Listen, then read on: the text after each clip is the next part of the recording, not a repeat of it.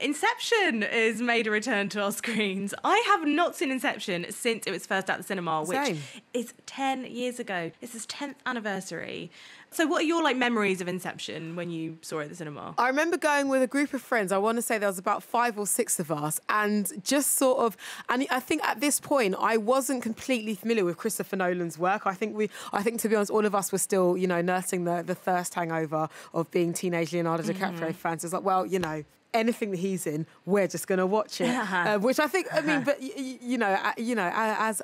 as we mature, that thirst has declined. It's more about his chops receded, as an actor. Because but look, he truly, in all seriousness, he truly is fantastic. But I just remember leaving the cinema, like most people, with that whoa feeling. It's probably messed with your head, right? Yeah, that almost Luddite whoa, just like wow. Okay, people really know things.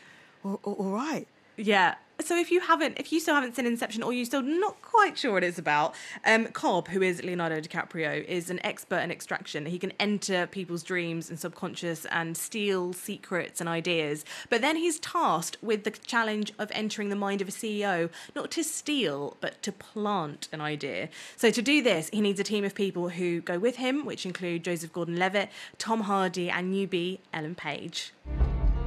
They say we only use a fraction of our brain's true potential. Now, that's when we're awake. When we're asleep, our mind can do almost anything. Such as? Well, imagine you're designing a building, right? You consciously create each aspect.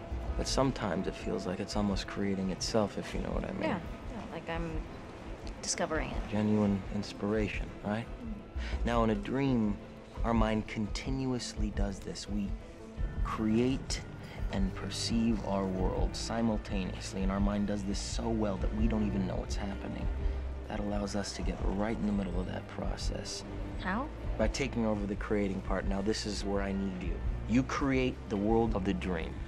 We bring the subject into that dream, and they fill it with their subconscious.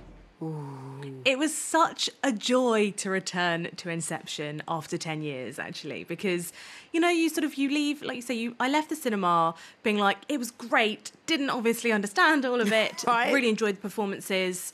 I don't think that my brain will be able to cope with another revisit anytime soon. So, but to have left it 10 years is pretty bad, isn't it?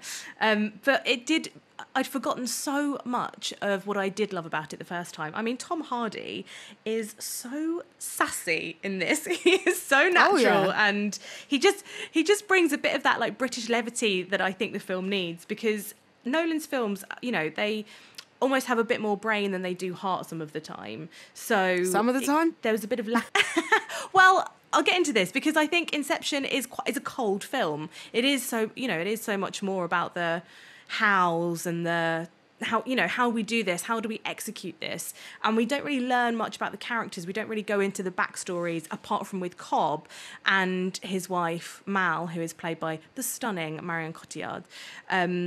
But again, we only ever see a version of her through him. We never really see the real her. It's always his imagination dreaming up this slightly off-kilter Mal. Whereas if you take something like Interstellar, the father-daughter relationship is the heart of that film, and that is an incredibly emotional one. And Matthew McConaughey does bring out, so he manages to emote for the entire cast, I think. But what was so great about Inception was just remembering for an hour and a half, it's 2.5 hours long, you're waiting for the corridor scene, because that is one of the most iconic set pieces in cinema, with Joseph Gordon-Levitt just defying gravity. They were doing all the featurettes at the time where you see the corridor rotating and him floating and running upside down, and you forget just how impressive that kind of filmmaking is, and how exciting it would be again to see that on a big screen in 4K this time.